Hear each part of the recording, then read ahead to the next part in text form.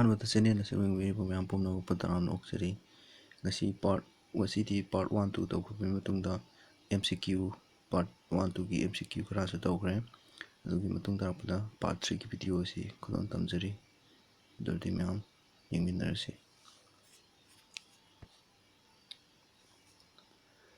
ꯑꯍꯥꯟꯕ ꯇꯣꯄꯤꯛꯇ ꯃꯥꯏꯀ꯭ꯔꯣब्ꯁ ꯏꯟ household product ꯍꯥꯏꯕ ꯑꯃ ꯇꯝꯈ꯭ꯔꯦ. ꯃꯊꯪ ꯑꯅꯤꯁꯨꯕ ꯇꯣꯄꯤꯛꯇ ꯃꯥꯏꯀ꯭ꯔꯣബ്ꯁ ꯏꯟ ꯏꯟꯗꯁꯇ꯭ꯔꯤꯌꯦꯜ ꯄ꯭ꯔꯗꯛꯁ, ꯏꯟꯗꯁꯇ꯭ꯔꯤꯒꯤ ꯀꯔꯝꯕ ꯄ꯭ꯔꯗꯛꯁꯤꯡ ꯄꯨꯊꯣꯛꯄꯗ ꯃꯥꯏꯀ꯭ꯔꯣബ്ꯁꯤꯡꯁꯤ ꯁꯤꯖꯤꯟꯅꯕꯅꯣ ꯍꯥꯏꯕꯗꯣ ꯑꯃꯨꯛ ꯌꯦꯡꯁꯤ. ꯑꯍꯥꯟꯕꯗ ꯐꯔꯃꯦꯟꯇꯦꯠ ꯕꯦꯚꯔꯦꯖ, ꯄꯨꯝꯍꯜꯂꯕ ꯊꯛꯅꯕ ꯃꯍꯤ ꯍꯥꯏꯕꯅꯤ. ꯃꯔꯨꯑꯣꯏꯅ ꯌꯨꯒꯨꯝꯕ ꯁꯤꯕꯨꯅꯤ. ꯕ꯭ꯔꯤꯋꯔꯁ ꯌꯤꯁ. ꯕ꯭ꯔꯤꯋꯔꯁ ꯌꯤꯁ ꯑꯁꯤ ꯀꯩꯅꯣ? ꯉꯁꯥꯏꯒꯤ ꯕꯦꯀꯔꯁ ꯌꯤꯁ ꯍꯥꯏꯕꯗꯨ ꯑꯗꯨꯁꯨ ꯁꯆꯔꯣꯃꯥꯏꯁꯤꯁ ꯁꯦꯔꯦꯕꯤꯁꯤ ꯑꯣꯏ. ꯕ꯭ꯔꯤꯋꯔꯁ ꯌꯤꯁꯁꯤꯁꯨ ꯁꯆꯔꯣꯃꯥꯏꯁꯤꯁ ꯁꯦꯔꯦꯕꯤꯁꯤ ꯑꯣꯏ. ꯌꯨ ꯁꯨꯡꯕꯗ ꯁꯤꯖꯤꯟꯅꯕ ꯌꯤꯁ ꯍꯥꯏꯕꯅꯤ ꯁꯆꯔꯣꯃꯥꯏꯁꯤꯁ ꯁꯦꯔꯦꯕꯤꯁꯤ. ꯆꯞ ꯃꯥꯟꯅꯩ. Used for fermenting malted cereals and fruit juice to produce ethanol. Malted cerealsing ꯑꯃꯁꯨꯡ fruit juiceꯁꯤꯡ ꯑꯁꯤ ꯄꯨꯝꯍꯟꯕꯗ ꯏꯊꯥꯅꯣꯜ ꯄꯨꯊꯣꯛꯅꯕꯒꯤꯗꯃꯛꯇ ꯄꯨꯝꯍꯟꯕꯗ ꯁꯤꯖꯤꯟꯅꯕ ꯌꯤꯁꯅꯤ ꯁꯆꯔꯣꯃꯥꯏꯁꯤꯁ ꯁꯦꯔꯦꯕꯤꯁꯤ. ꯑꯗꯨꯒ ꯌꯨ ꯁꯨꯡꯕ ꯑꯁꯤ ꯃꯈꯜ ꯑꯅꯤ ꯁꯨꯏ. ꯀꯃꯥꯏꯅ ꯄꯨꯊꯣꯛꯄꯅꯣ ꯍꯥꯏꯕꯗꯣ ꯌꯦꯡꯁꯤ. Bottling without distillation. ꯕꯣꯇꯜ ꯇꯧꯁꯟꯕ, ꯆꯨꯝꯊꯣꯛꯂꯕ ꯃꯇꯨꯡꯗ ꯁꯦꯡꯗꯣꯛꯂꯕ ꯃꯇꯨꯡꯗ ꯕꯣꯇಲಿꯡ ꯇꯧꯕ ꯍꯥꯏꯕ ꯑꯃ, ꯑꯗꯨꯒ ꯆꯨꯝꯊꯣꯛꯇꯕꯤꯗ ꯁꯦꯡꯗꯣꯛꯇꯕꯤꯗ ꯕꯣꯇꯂꯤꯡ ꯇꯧꯕ ꯍꯥꯏꯕ ꯑꯃ, ꯁꯨꯃꯥꯏꯅ ꯑꯅꯤ ꯊꯣꯛꯏ. ꯑꯍꯥꯟꯕꯗ ꯕꯣꯇꯂꯤꯡ ꯋꯤꯗꯥꯎꯠ ꯗꯤꯁꯇꯤꯂꯦꯁꯟ ꯑꯁꯤꯗꯤ ꯆꯨꯝꯊꯣꯛꯇꯕ ꯃꯌꯥꯛ ꯀꯟꯗꯕ ꯌꯨꯅꯤ. Wine and beer. Bottling with distillation ꯁꯤꯅ ꯁꯨꯡꯉꯕ ꯃꯇꯨꯡꯗ ꯆꯨꯝꯊꯣꯛꯂꯒ ꯄ꯭ꯌꯨꯔꯤꯐꯥꯏ ꯇꯧꯊꯣꯛꯂꯒ ꯍꯦꯟꯅ ꯃꯌꯥꯛ ꯀꯟꯕ ꯌꯨꯁꯤꯡꯅꯤ. ꯀꯔꯤꯅꯣ? ꯋꯤꯁꯀꯤ, ꯕ꯭ꯔꯦꯟꯗꯤ, ꯔꯝ.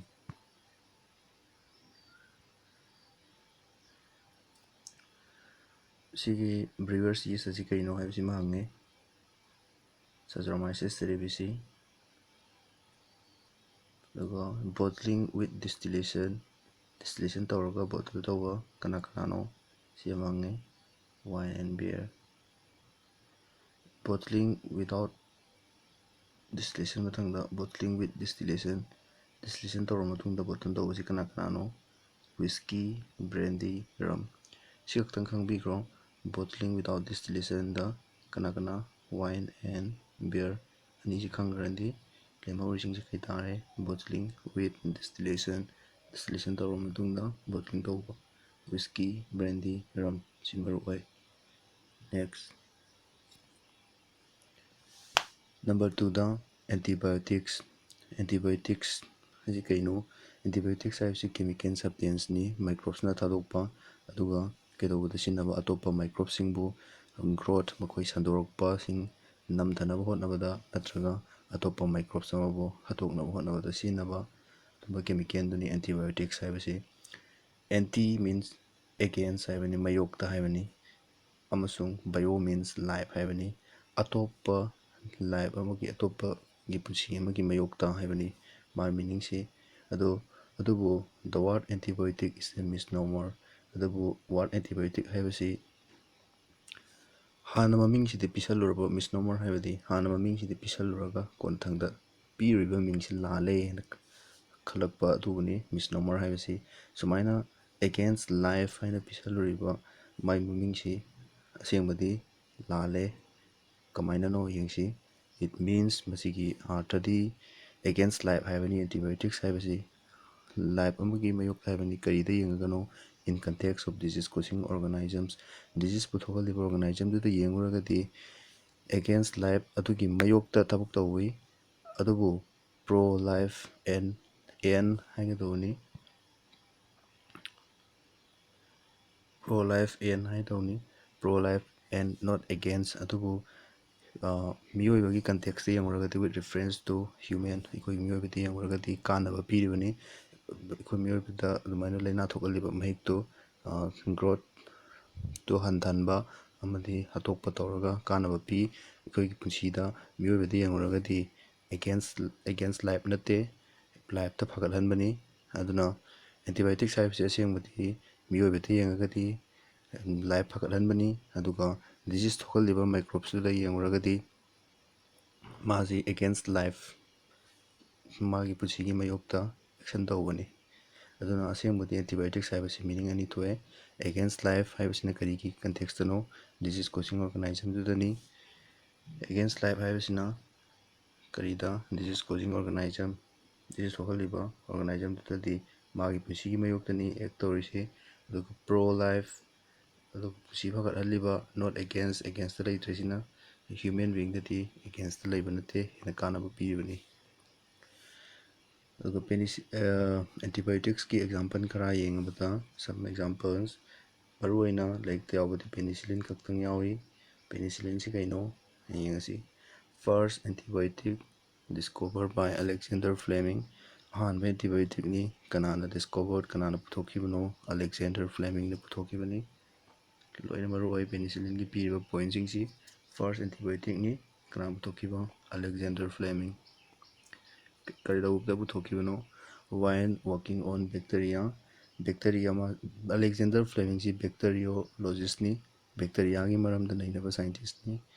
ꯃꯥꯅ ꯁ꯭ꯇꯦꯐꯥꯏꯂꯣꯀꯣꯛꯁꯥꯏ ꯎꯔꯤꯌꯁ ꯕꯦꯛꯇꯦꯔꯤꯌꯥꯁꯤꯗ ꯕꯦꯛꯇꯦꯔꯤꯌꯥꯁꯤ ꯄ꯭ꯂꯦꯠꯇ ꯍꯥꯞꯄꯒ ꯅꯩꯅꯕ ꯃꯇꯝꯗ ꯅꯣꯡꯃꯗꯤ ꯄ꯭ꯂꯦꯠꯇꯨ ꯆꯥꯝꯊꯣꯛꯄ ꯀꯥꯎꯗꯨꯅ ꯊꯝꯃꯝꯕꯗ ꯀꯣꯛꯐꯥꯏ ꯆꯨꯖꯥꯛ ꯀꯥꯁꯜꯂꯝꯃꯤ. ꯀꯣꯛꯐꯥꯏ ꯆꯨꯖꯥꯛ ꯑꯗꯨꯒꯤ ꯃꯅꯥꯛꯇ ꯁꯤꯒꯤ ꯕꯦꯛꯇꯦꯔꯤꯌꯥꯁꯤ ꯂꯩꯕ ꯊꯦꯡꯅꯗꯦ. ꯃꯁꯤꯅ ꯇꯥꯛꯄꯗꯤ ꯀꯣꯛꯐꯥꯏ ꯆꯨꯖꯥꯛ ꯑꯗꯨꯅ ꯁꯤꯒꯤ ꯕꯦꯛꯇꯦꯔꯤꯌꯥꯁꯤ ꯍꯥꯠꯇꯣꯛꯄ ꯉꯝꯃꯤ ꯍꯥꯏꯕꯅꯤ. ꯁꯤꯗꯒꯤ ꯀꯣꯛꯐꯥꯏ ꯆꯨꯖꯥꯛꯗꯨ ꯀꯅꯥꯃꯠꯇ ꯅꯠꯇꯦ, ꯄꯦꯅꯤꯁꯤꯂꯤꯌꯝꯅꯤ. ꯄꯦꯅꯤꯁꯤꯂꯤꯌꯝ ꯅꯣꯇꯦꯇꯝ ꯍꯥꯏꯕꯁꯤꯅꯤ. ꯁꯤꯒꯤ ꯄꯦꯅꯤꯁꯤꯂꯤꯌꯝ ꯅꯣꯇꯦꯇꯝꯁꯤ ꯒꯤ ꯃꯃꯤꯡ ꯂꯧꯔꯒ ꯄꯨꯊꯣꯛꯂꯤꯕ ꯑꯦꯟꯇꯤꯕꯥꯏꯑꯣꯇꯤꯛꯇꯨ ꯄꯦꯅꯤꯁꯤꯂꯤꯟ ꯍꯥꯏꯅ ꯊꯣꯟꯈꯤꯕꯅꯤ. ꯐꯥꯔꯁ ꯑꯦꯟꯇꯤꯕꯥꯏꯑꯣꯇꯤꯛꯅꯤ ꯄꯦꯅꯤꯁꯤꯂꯤꯟ ꯍꯥꯏꯕꯁꯤ. ꯑꯂꯦꯛꯖꯦꯟꯗꯔ ꯐ꯭ꯂꯦꯃꯤꯡꯅ ꯄꯨꯊꯣꯛꯄ. ꯀꯔꯤ ꯕꯦꯛꯇꯦꯔꯤꯌꯥ ꯅꯩꯅꯔꯨꯕꯗ ꯐꯪꯈꯤꯕꯅꯣ? ꯁ꯭ꯇꯦꯐꯥꯏꯂꯣꯀꯣꯛꯁꯥꯏ ꯎꯔꯤꯌꯁ ꯁꯤꯒꯤ ꯕꯦꯛꯇꯦꯔꯤꯌꯥꯁꯤ ꯅꯩꯅꯕꯗ ꯐꯪꯈꯤꯕꯅꯤ. ꯄ꯭ꯔꯗ꯭ꯌꯨꯁ ꯕꯥꯏ ꯃꯣꯜ. ꯀꯔꯝꯕ ꯀꯣꯛꯐꯥꯏ ꯆꯨꯖꯥꯛꯅ ꯄꯨꯊꯣꯛꯏꯕꯅꯣ? ꯄꯦꯅꯤꯁꯤꯂꯤꯌꯝ ꯅꯣꯇꯦꯇꯝ ꯍꯥꯏꯕꯁꯤꯅ ꯊꯥꯗꯣꯔꯛꯄ ꯀꯦꯃꯤꯀꯦꯜꯗꯣ ꯑꯗꯨꯅ ꯁ꯭ꯇꯦꯐꯥꯏꯂꯣꯀꯣꯛꯁꯁ ꯎꯔꯤꯌꯁꯁꯤ ꯍꯥꯠꯇꯣꯛꯄ ꯉꯝꯕꯒꯤ ꯃꯒꯨꯟꯗꯨ ꯎꯔꯨꯕꯗꯒꯤ ꯄꯨꯊꯣꯛꯈꯤꯕꯅꯤ ꯄꯦꯅꯤꯁꯤꯂꯤꯟ. Produced as an effective antibiotic later by Ernst Chen and Howard Florey. ꯀꯣꯟꯅꯊꯪꯗ ꯍꯦꯟꯅ ꯀꯟꯕ, ꯍꯦꯟꯅ ꯐꯕ ꯑꯦꯟꯇꯤꯕꯥꯏꯑꯣꯇꯤꯛ ꯑꯣꯏꯅ ꯄꯨꯊꯣꯔꯛꯈꯤ ꯄꯦꯅꯤꯁꯤꯂꯤꯟꯁꯤ. ꯀꯅꯥꯅ? ꯑꯔꯜꯁ ꯆꯦꯟ ꯑꯦꯟ ꯍꯣꯋꯥꯔꯗ ꯐ꯭ꯂꯣꯔꯦ ꯍꯥꯏꯕ ꯁꯥꯏꯟꯇꯤꯁ ꯑꯅꯤꯁꯤꯅ ꯑꯦꯟꯇꯤꯕꯥꯏꯑꯣꯇꯤꯛꯁꯤ ꯍꯦꯟꯅ ꯏꯐꯦꯛꯇꯤꯞ ꯑꯣꯏꯕ ꯃꯑꯣꯡꯗ ꯃꯃꯩꯊꯪꯗ ꯄꯨꯊꯣꯔꯛꯈꯤ. ꯅꯦꯛꯁ, ꯃꯊꯪ ꯄꯣꯏꯟꯗ extensively used, ꯁꯤ ꯃꯔꯨ ꯑꯣꯏ. extensively used to treat American soldiers wounded in the World War II. ꯑꯗꯨꯒ ꯄꯦꯅꯤꯁꯤꯂꯤꯟꯁꯤ ꯑꯃꯦꯔꯤꯀꯥꯟ ꯁꯣꯜꯗꯔꯒꯤ ꯑꯁꯣꯛꯄꯁꯤꯡ, ꯋꯥꯔꯜ ꯋꯥꯔ ꯇꯨꯗ ꯑꯃꯦꯔꯤꯀꯥꯟ ꯁꯣꯜꯗꯔꯒꯤ ꯑꯁꯣꯛꯄꯁꯤꯡꯁꯤ ꯇ꯭ꯔꯤꯠ ꯇꯧꯕꯗ, ꯂꯥꯌꯦꯡꯕꯗ ꯁꯤꯖꯤꯟꯅꯔꯝꯃꯤ. ꯃꯔꯨꯑꯣꯏꯅ ꯂꯥꯟꯒꯤ ꯃꯇꯝꯗ ꯁꯣꯛꯄ ꯁꯣꯜꯖꯔꯁꯤꯡ, ꯅ꯭ꯌꯨꯃꯣꯅꯤꯌꯥ ꯅꯥꯕ, ꯑꯗꯒꯤ ꯕ꯭ꯂꯗ ꯄꯣꯏꯖꯅꯤꯡ ꯅꯥꯕ, ꯁꯨꯝꯕꯗ ꯄꯦꯅꯤꯁꯤꯂꯤꯟꯁꯤꯅ ꯑꯁꯨꯛꯀꯤ ꯃꯇꯤꯛ ꯀꯥꯟꯅꯕ ꯄꯤꯔꯝꯃꯤ. ꯑꯗꯨꯒ ꯁꯤꯕꯒꯤ ꯆꯥꯡ 18% ꯑꯣꯏꯔꯝꯕꯗꯨ 1%ꯗ ꯐꯥꯎꯕ ꯍꯟꯊꯈꯤ. ꯁꯤꯗ ꯍꯪꯉꯤ, ꯋꯥꯔꯜ ꯋꯥꯔ ꯇꯨꯒꯤ ꯃꯇꯝꯗ ꯑꯃꯦꯔꯤꯀꯥꯟ ꯁꯣꯜꯗꯔ, ꯋꯣꯜꯗꯦꯠ ꯑꯃꯦꯔꯤꯀꯥꯟ, ꯁꯣꯛꯂꯕ ꯑꯃꯦꯔꯤꯀꯥꯟ ꯁꯣꯜꯗꯔꯁꯤꯡ ꯇ꯭ꯔꯤꯠ ꯇꯧꯕꯗ ꯁꯤꯖꯤꯟꯅꯕ ꯑꯦꯟꯇꯤꯕꯥꯏꯑꯣꯇꯤꯛꯇꯨ ꯀꯅꯥꯅꯣ? ꯇꯣꯏꯅ ꯍꯪꯕ ꯀꯣꯏꯁꯟꯅꯤ. ꯄꯦꯅꯤꯁꯤꯂꯤꯟ. ꯁꯤꯗꯒꯤ ꯐ꯭ꯂꯦꯃꯤꯡ, ꯉꯁꯥꯏ ꯑꯦꯟꯇꯤꯕꯥꯏꯑꯣꯇꯤꯛꯄꯨ ꯏꯐꯦꯛꯇꯤꯞ ꯑꯣꯏꯍꯟꯈꯤꯕ ꯅꯨꯄꯥ ꯑꯅꯤꯗꯨꯅꯤ. ꯐ꯭ꯂꯦꯃꯤꯡ, ꯆꯦꯟ ꯑꯦꯟ ꯐ꯭ꯂꯣꯔꯦ. ꯄꯦꯅꯤꯁꯤꯂꯤꯟ ꯄꯨꯊꯣꯛꯄ ꯑꯃꯁꯨꯡ ꯏꯐꯦꯛꯇꯤꯞ ꯑꯣꯏꯍꯟꯈꯤꯕ ꯑꯅꯤ ꯄꯨꯟꯅ ꯃꯈꯣꯏ ꯑꯍꯨꯝꯁꯤ ꯑꯦꯋꯥꯔꯗꯦꯠ ꯗ ꯅꯣꯕꯦꯜ ꯄ꯭ꯔꯥꯏꯖ ꯄꯤꯔꯝꯃꯤ ꯏꯟ 1945. 1945 ꯀꯩꯗꯧꯕꯒꯤ? Four the discovery of antibiotic. ꯁꯤꯒꯤ ꯑꯦꯟꯇꯤꯕꯥꯏꯑꯣꯇꯤꯛꯁꯤ ꯄꯨꯊꯣꯛꯄꯒꯤꯗꯃꯛ ꯑꯂꯦꯛꯖꯦꯟꯗꯔ ꯐ꯭ꯂꯦꯃꯤꯡꯅꯤ, ꯆꯦꯟꯁꯤꯅꯦ, ꯑꯦꯟ ꯐ꯭ꯂꯣꯔꯦ, ꯃꯈꯣꯏ ꯑꯍꯨꯝꯃꯛ ꯄꯨꯟꯅ ꯅꯣꯕꯦꯜ ꯄ꯭ꯔꯥꯏꯖ ꯄꯤꯔꯝꯃꯤ. ꯀꯌꯥꯗ? 1945ꯇ. ꯁꯤꯗ ꯂꯣꯏꯔꯦ ꯄꯦꯅꯤꯁꯤꯂꯤꯟꯒꯤ. ꯄꯦꯅꯤꯁꯤꯂꯤꯟ ꯌꯥꯝ ꯃꯔꯨ ꯑꯣꯏ, ꯇꯣꯏꯅ ꯍꯪꯕ ꯀꯣꯏꯁꯟꯅꯤ. ꯑꯗꯨꯒ ꯁꯤꯅ ꯑꯦꯛꯁꯇ꯭ꯔꯥ ꯑꯦꯟꯇꯤꯕꯥꯏꯑꯣꯇꯤꯛ ꯂꯥꯏꯔꯤꯛꯇ ꯌꯥꯎꯗꯕꯅꯤ. ꯄꯤꯔꯤꯕ ꯑꯍꯨꯝꯁꯤꯅ ꯂꯥꯏꯔꯤꯛꯇ ꯌꯥꯎꯗꯦ, ꯇꯣꯉꯥꯟꯅ ꯍꯥꯞꯆꯤꯟꯖꯕꯅꯤ. ꯑꯗꯨꯒ ꯃꯜꯇꯤꯄꯜ ꯆꯣꯏꯁꯇꯗꯤ ꯍꯪꯉꯛꯄ ꯌꯥꯏ. ꯁ꯭ꯇ꯭ꯔꯦꯞꯇꯣꯃꯥꯏꯁꯤꯟ, ꯌꯥꯝ ꯀꯨꯞꯅꯗꯤ ꯌꯦꯡꯉꯔꯣꯏꯁꯤ. ꯁ꯭ꯇ꯭ꯔꯦꯞꯇꯣꯃꯥꯏꯁꯤꯟ ꯀꯅꯥꯗꯒꯤ ꯁꯨꯡꯕꯅꯣ? ꯁ꯭ꯇ꯭ꯔꯦꯞꯇꯣꯃꯥꯏꯁꯤꯁ ꯒ꯭ꯔꯤꯁꯤꯌꯁ ꯁꯤꯗꯒꯤ ꯁꯨꯡꯕꯅꯤ. ꯕꯥꯏꯁꯦꯇ꯭ꯔꯁꯤꯟ ꯀꯅꯥꯗꯒꯤ ꯁꯨꯡꯕꯅꯣ? ꯐ꯭ꯔꯣꯝ ꯕꯦꯁꯤꯂꯁ ꯂꯥꯏꯀꯦꯅꯤꯐꯣꯔꯃꯤꯁ. ꯃꯃꯤꯡ ꯈꯤꯇꯪ ꯈꯪꯕꯤꯔꯝꯃꯣ. ꯕꯥꯏꯁꯦꯇ꯭ꯔꯁꯤꯟ ꯀꯅꯥꯗꯒꯤ? ꯕꯦꯁꯤꯂꯁ ꯂꯥꯏꯀꯦꯅꯤꯐꯣꯔꯃꯤꯁ. ꯑꯦꯟ ꯒ꯭ꯔꯤꯁꯤꯌꯣꯐꯨꯜꯚꯤꯟ ꯀꯅꯥꯗꯒꯤ ꯁꯨꯡꯕꯅꯣ? from penicillium griseofulvum ꯃꯦꯠꯁꯇ ꯐꯣꯂꯣꯋꯤꯡ ꯍꯪꯉꯛꯄ ꯌꯥꯏ ꯑꯗꯨꯅ ꯀꯔꯝꯕ ꯃꯍꯤꯛꯇꯒꯤ ꯁꯨꯡꯕꯅꯣꯗꯣ ꯁꯤ ꯈꯛꯇꯪ ꯈꯪꯕꯤꯔꯝꯃꯨ penicillium griseofulvum ꯀꯩꯗꯧꯕꯗ ꯁꯤꯖꯤꯟꯅꯕ use for ringworm treatment ringworm treatmentꯗ ꯁꯤꯖꯤꯟꯅꯩ griseofulvin ꯍꯥꯏꯕꯁꯤ next ꯌꯥꯝ ꯃꯔꯨꯑꯣꯏꯕ ꯄꯥꯔꯠ ꯑꯃ ꯂꯥꯛꯑꯦ organic acids ꯃꯔꯤ ꯈꯛꯇꯪ ꯄꯤ ꯂꯥꯏꯔꯤꯛꯇ ꯁꯤ ꯃꯦꯠꯁ ꯗ ꯐꯣꯂꯣꯋꯤꯡꯗꯁꯨ ꯍꯪꯕ ꯑꯗꯨꯒ ꯊꯑꯣꯏꯅ ꯑꯃꯃꯝ ꯇꯣꯏꯅꯁꯨ ꯍꯪꯕ ꯌꯥꯝ ꯇꯣꯏꯅ ꯍꯪꯕ ꯄꯥꯔꯠꯅꯤ ꯌꯥꯝ ꯃꯔꯨꯑꯣꯏ ꯁꯤꯗ ꯈꯪꯗꯣꯏꯁꯤ citric acidꯁꯤ ꯀꯩꯗꯒꯤ ꯁꯨꯡꯕꯅꯣ aspergillus niger ꯍꯥꯏꯕ ꯃꯍꯤꯛꯁꯤꯗꯒꯤ ꯁꯨꯡꯕꯅꯤ ꯁꯤ ꯀꯩꯅꯣ ꯐꯪꯒꯁꯅꯤ lactic acid ꯁꯤꯗꯩꯗꯤ ꯂꯥꯏꯔꯦ lactic acidꯀ ꯍꯥꯏꯐꯦꯠ ꯃꯥꯟꯅꯕ lactobacillus ꯅꯤꯡꯁꯤꯡꯕꯗ ꯅꯨꯡꯉꯥꯏꯔꯅꯤ lactobacillus or LAB ꯍꯥꯏꯕꯁꯤꯗꯒꯤ ꯁꯨꯡꯕꯅꯤ ꯕꯦꯛꯇꯦꯔꯤꯌꯥꯅꯤ acetic acid ꯀꯅꯥꯗꯒꯤ ꯁꯨꯡꯕꯅꯣ acetobacter aceti ꯁꯤꯁꯨ ꯕꯦꯛꯇꯦꯔꯤꯌꯥꯅꯤ butyric acid ꯀꯅꯥꯗꯒꯤ ꯁꯨꯡꯕꯅꯣ clostridium botulinum ꯁꯤꯁꯨ ꯕꯦꯛꯇꯦꯔꯤꯌꯥꯅꯤ ꯁꯤꯗ ꯈꯪꯖꯤꯜꯂꯣ ꯁꯤꯒꯤ ꯑꯍꯨꯝꯁꯤꯃꯗꯤ ꯕꯦꯛꯇꯦꯔꯤꯌꯥꯗꯒꯤ ꯁꯨꯡꯕꯅꯤ ꯑꯗꯨꯒ citric acidꯇꯤ ꯀꯩꯅꯣ ꯐꯪꯒꯁꯇꯒꯤ ꯁꯨꯡꯕꯅꯤ ꯑꯍꯨꯝꯁꯤꯗꯤ ꯍꯪꯒꯟꯗꯦ ꯇꯣꯉꯥꯟꯅ ꯍꯪꯉꯛꯄ ꯃꯇꯝꯗ ꯃꯔꯝꯗꯤ lactic acid acetic acid butyric acid ꯃꯈꯣꯏ ꯁꯨꯡꯉꯤꯕ ꯕꯦꯛꯇꯦꯔꯤꯌꯥꯁꯤ ꯃꯃꯤꯡ ꯍꯥꯏꯐꯦꯠ ꯃꯥꯟꯅꯩ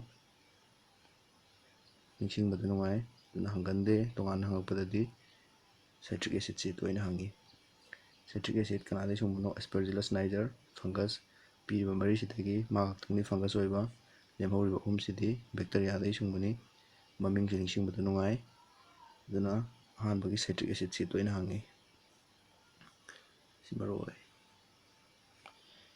next enzymes ꯂꯥꯏꯔꯤꯛꯇ ꯄꯤꯕꯁꯤꯡ ꯃꯅꯨꯡꯗ streptokinase ꯇꯣꯏꯅ ꯍꯪꯕ ꯌꯥꯝ ꯃꯔꯨ ꯑꯣꯏꯕ ꯇꯣꯏꯅ ꯍꯪꯕ streptokinase ꯁꯤ ꯌꯥꯝ ꯃꯔꯨ ꯑꯣꯏ ꯀꯔꯤꯗꯒꯤ ꯁꯨꯡꯕꯅꯣ produce by ꯀꯩꯅ ꯄꯨꯊꯣꯛꯄꯅꯣ streptococcus bacteria ꯃꯔꯨ ꯑꯣꯏꯔꯕꯅꯤ ꯁꯤ ꯌꯥꯝ ꯃꯔꯨ ꯑꯣꯏ streptokinase ꯀꯔꯝꯕ ꯕꯦꯛꯇꯦꯔꯤꯌꯥꯅ ꯄꯨꯊꯣꯛꯄ streptococcus ꯀꯔꯝꯕ ꯕꯦꯛꯇꯦꯔꯤꯌꯥꯗꯒꯤ ꯄꯨꯊꯣꯛꯄꯅꯣ streptococcus ꯁꯤ ꯌꯥꯝ ꯃꯔꯨ ꯑꯣꯏ ꯑꯗꯨꯒ ꯀꯔꯤ ꯑꯣꯏꯅ ꯑꯦꯛ ꯇꯧꯏ ꯁꯤꯒꯤ streptokinase ꯍꯥꯏꯔꯤꯕ ꯑꯦꯟꯖꯥꯏꯝꯁꯤ ꯀꯔꯤ ꯑꯣꯏꯅ ꯑꯦꯛ ꯇꯧꯏ clot buster ꯏ ꯐꯝꯖꯟꯕ blood vessel-ꯗ ꯑꯩꯈꯣꯏꯒꯤ ꯏꯒꯤ ꯎꯇꯣꯡꯗ blood ꯐꯝꯖꯟꯕꯗ ꯊꯨꯒꯥꯏꯕꯗ ꯃꯇꯦꯡ ꯇꯧꯏ ꯃꯁꯤ ꯀꯔꯤ ꯑꯣꯏꯅ clot buster ꯑꯐꯝꯕ ꯏꯁꯤꯡ ꯊꯨꯒꯥꯏꯕꯗ fibrinolytic effect ꯀꯧꯏ ꯑꯗꯨꯕꯨ ꯐꯥꯏꯕ꯭ꯔꯤꯟꯁꯤꯡ ꯁꯦꯝꯃꯒ clot ꯍꯣꯜꯂꯒ blood vessel-ꯗꯨ ꯐꯨꯟꯖꯟꯕꯅꯤ ꯐꯥꯏꯕ꯭ꯔꯤꯟꯗꯨ ꯊꯨꯒꯥꯏ ꯍꯥꯏꯕꯒꯤ fibrinolytic effect ꯍꯥꯏꯅꯁꯨ ꯈꯪꯅꯩ ꯃꯁꯤ ꯀꯔꯤ ꯑꯣꯏꯅ ꯁꯥꯔꯞ ꯇꯧꯋꯦꯕ clot buster ꯑꯗꯨꯝꯕ ꯏ ꯐꯝꯖꯟꯕ ꯏꯒꯤ ꯎꯇꯣꯡꯗ ꯏ ꯐꯝꯖꯟꯕꯗ ꯊꯨꯒꯥꯏꯕꯗ ꯑꯦꯛ ꯇꯧꯏ ꯀꯔꯝꯕꯗ ꯁꯤꯖꯤꯟꯅꯕ suffering from myocardial infarction ꯍꯥꯏꯔꯤꯕ ꯂꯥꯏꯅꯥꯁꯤꯗ ꯍꯥꯔꯠꯀꯤ ꯃꯁꯜꯁꯤꯡꯗ ꯏ ꯆꯠꯄ ꯉꯝꯗꯕꯅꯤ ꯏꯒꯤ ꯎꯇꯣꯡ ꯐꯨꯟꯕꯗꯒꯤ ꯍꯥꯏꯔꯤꯕ ꯂꯥꯏꯅꯥꯁꯤ ꯇ꯭ꯔꯤꯠꯃꯦꯟ ꯇꯧꯕꯗ streptokinase ꯁꯤꯖꯤꯟꯅꯩ streptokinase ꯁꯤꯖꯤꯟꯅꯕꯁꯤꯅ ꯑꯗꯨꯃꯥꯏꯅ ꯏ ꯎꯇꯣꯡ ꯐꯨꯟꯖꯤꯟꯕꯗꯨ clotꯇꯨ ꯊꯨꯒꯥꯏ streptokinase ꯍꯥꯏꯔꯤꯁꯤꯅ ꯑꯗꯨꯅ ꯀꯩꯗꯧꯕꯗ ꯁꯤꯖꯤꯟꯅꯩꯌꯦꯕ myocardial infarction ꯅꯥꯕ ꯃꯤꯑꯣꯏꯁꯤꯡꯗ clotꯇꯨ ꯊꯨꯒꯥꯏꯅꯕ streptokinase ꯍꯥꯏꯔꯤꯕ ꯑꯦꯟꯖꯥꯏꯝꯁꯤ ꯁꯤꯖꯤꯟꯅꯩ ꯀꯅꯥꯗꯒꯤ ꯁꯨꯡꯕꯅꯣ streptococcus ꯌꯥꯝ ꯃꯔꯨ ꯑꯣꯏꯕ ꯇꯣꯏꯅ ꯍꯪꯕ ꯀꯣꯏꯁꯟꯅꯤ next ꯑꯗꯨꯒ ꯑꯦꯟꯖꯥꯏꯝ ꯂꯤꯄꯦꯁꯄꯨ ꯍꯥꯏꯔꯛꯑꯗꯤ ꯐꯦꯠꯁꯇ ꯑꯦꯛ ꯇꯧꯕ ꯑꯣꯏꯗꯣꯏꯅꯤ ꯑꯗꯣ ꯁꯤꯒꯤ ꯂꯤꯄꯦꯁ ꯍꯥꯏꯔꯤꯕ ꯑꯦꯟꯖꯥꯏꯝꯁꯤ ꯀꯩꯗꯧꯕꯗ ꯁꯤꯖꯤꯟꯅꯩ use in detergent ꯍꯥꯏꯗꯧꯅꯤ use in detergent formulation ꯁꯔꯞ ꯁꯥꯕꯗ to remove oily stains from the laundry. Thaurekkumba ꯐꯤꯗꯒꯤ remove ꯇꯧꯅꯕꯒꯤꯗꯃꯛꯇ detergent formulation detergent ꯁꯥꯕꯗ ꯁꯤꯖꯤꯟꯅꯩ. ꯁꯤ ꯃꯈꯥꯗ ꯂꯣꯂꯤꯄꯦꯠꯁꯤ ꯀꯩꯗꯧꯕꯗ ꯁꯤꯖꯤꯟꯅꯩꯕ use in detergent formulation. ꯌꯥꯔꯦ. Pectinase ꯑꯃꯁꯨꯡ protease ꯍꯥꯏꯔꯤꯕ ꯑꯦꯟꯖꯥꯏꯝ ꯑꯅꯤꯁꯤ ꯀꯩꯗꯧꯕꯗ ꯁꯤꯖꯤꯟꯅꯩ use in clarification ꯍꯥꯏꯒꯗꯧꯅꯤ. Clarification of bottle juice. Clarification of bottle juice in the market. ꯕꯖꯥꯔꯗ ꯌꯣꯜꯂꯤꯕ ꯑꯩꯈꯣꯏꯒꯤ ꯕꯣꯇꯜꯗ ꯍꯥꯟꯕ ꯍꯩ ꯃꯍꯤꯁꯤꯡꯁꯤ ꯀ꯭ꯂꯤꯌꯥꯔ ꯑꯣꯏꯍꯟꯕꯗ ꯄꯨꯔꯤꯐꯥꯏ ꯑꯣꯏꯍꯟꯕꯗ ꯁꯤꯖꯤꯟꯅꯩ. Pectinase ꯑꯃꯁꯨꯡ protease ꯍꯥꯏꯕꯁꯤ ꯀꯩꯗꯧꯕꯗ ꯁꯤꯖꯤꯟꯅꯩꯕ clarification of bottle juice. ꯁꯤ ꯍꯥꯏꯐꯦꯠ ꯈꯪꯕꯤꯔꯝꯃꯣ. ꯌꯥꯝꯅꯗꯤ ꯍꯪꯕ ꯑꯣꯏꯗꯦ. Bioactive molecules ꯈ꯭ꯋꯥꯏꯗꯒꯤ ꯍꯪꯕ ꯀꯣꯏꯁꯟꯅꯤ. ꯌꯥꯝ ꯃꯔꯨꯑꯣꯏꯕ ꯑꯅꯤꯈꯛꯇꯪ ꯄꯤ. Bioactive molecules ꯑꯅꯤꯈꯛꯇꯪ ꯄꯤ ꯂꯥꯏꯔꯤꯛꯇ. ꯆꯍꯤ ꯈꯨꯗꯤꯡꯒꯤ ꯍꯪꯉꯦ ꯍꯥꯏꯕ ꯌꯥꯏ. ꯌꯥꯝ ꯇꯣꯏꯅ ꯍꯪꯉꯤ. ꯑꯍꯥꯟꯕꯗ cyclosporin A. Cyclosporin A ꯁꯤ ꯀꯔꯤꯅ ꯄꯨꯊꯣꯛꯄꯅꯣ? ꯁꯤꯗꯤ ꯑꯗꯨꯝ ꯃꯔꯨ ꯌꯥꯝ ꯑꯣꯏꯕ ꯍꯧꯔꯦ. ꯁꯤꯗꯒꯤ ꯍꯦꯛ ꯍꯧꯕꯗꯒꯤ ꯐꯪꯒꯁ ꯑꯃ ꯄꯨꯊꯣꯛꯄꯅꯤ. ꯀꯔꯝꯕ ꯐꯪꯒꯁ? Trichoderma polysporum. Trichoderma polysporum. Cyclosporin A ꯀꯔꯝꯕ microbes ꯄꯨꯊꯣꯛꯄꯅꯣ? Fungus. ꯀꯔꯝꯕ fungus? Trichoderma polysporum. ꯀꯩꯗꯧꯕꯗ ꯁꯤꯖꯤꯟꯅꯕ? Immunosuppressive agent.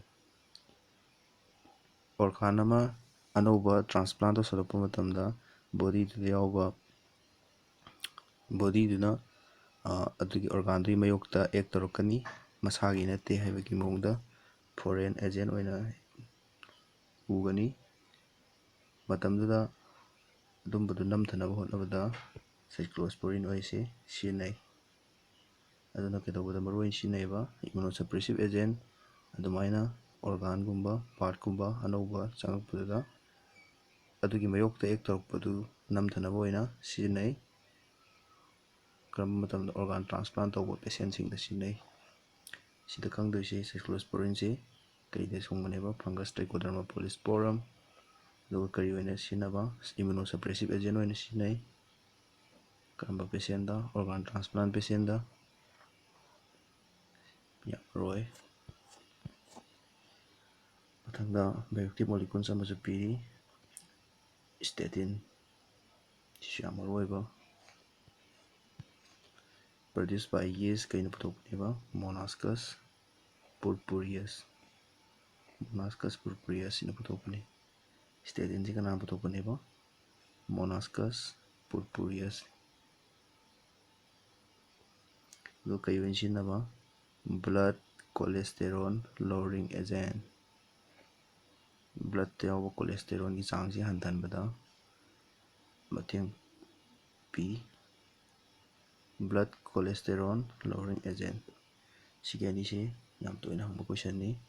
Bioactive molecules ꯀꯔꯤ Cyclosporin A. Cyclosporin A ꯁꯤ ꯀꯅꯥꯅ ꯄꯨꯊꯣꯛꯄ? ꯐꯪꯒꯁ Trichoderma polysporumꯅ ꯄꯨꯊꯣꯛꯏ. ꯀꯔꯤ ꯑꯣꯏꯅ ꯁꯤꯖꯤꯟꯅꯩ? Immunosuppressive agent ꯑꯣꯏꯅ ꯁꯤꯖꯤꯟꯅꯩ ꯑꯣꯔꯒꯥꯟ ꯇ꯭ꯔꯥꯟꯁꯄ꯭ꯂꯥꯟ ꯄꯦꯁꯦꯟꯗ. Statin. Statin ꯀꯅꯥꯅ ꯄꯨꯊꯣꯛꯏ? Yeast Monococcus purpureus. ꯑꯗꯨꯒ ꯀꯩꯗꯧꯕꯗ ꯁꯤꯖꯤꯟꯅꯕ? Blood cholesterol lowering agent. ꯌꯥꯝ ꯃꯔꯨꯑꯣꯏ. Next. ꯂꯣꯏꯔꯦ. ꯍꯥꯏꯔꯤꯕ ꯇꯣꯄꯤꯛ ꯑꯁꯤ Microbes in Industrial Product ꯃꯇꯥꯡꯁꯤꯗ ꯂꯣꯏꯁꯤꯟꯖꯔꯦ. ꯑꯗꯨꯒ ꯃꯊꯪ ꯇꯥꯕ ꯚꯤꯗꯤꯑꯣ ꯌꯥꯝ ꯊꯨꯅ ꯄꯨꯔꯛꯅꯕ ꯍꯣꯠꯅꯖꯒꯦ. ꯑꯗꯨꯒ ꯚꯤꯗꯤꯑꯣꯁꯤꯅ ꯀꯥꯟꯅꯕ ꯈꯤꯇ ꯑꯣꯏꯔꯁꯨ ꯄꯤ ꯍꯥꯏꯅ ꯈꯜꯂꯒꯗꯤ ꯃꯌꯥꯝꯗ ꯁꯤꯌꯥꯔ ꯇꯧꯕꯤꯌꯨ ꯑꯃꯗꯤ ꯁꯕꯁꯀ꯭ꯔꯥꯏꯕ ꯇꯧꯁꯟꯕꯤꯔꯝꯃꯨ. ꯉꯁꯤꯒꯤꯗꯤ ꯃꯇꯥꯡ ꯑꯁꯤꯗ ꯂꯣꯏꯁꯤꯟꯖꯔꯦ.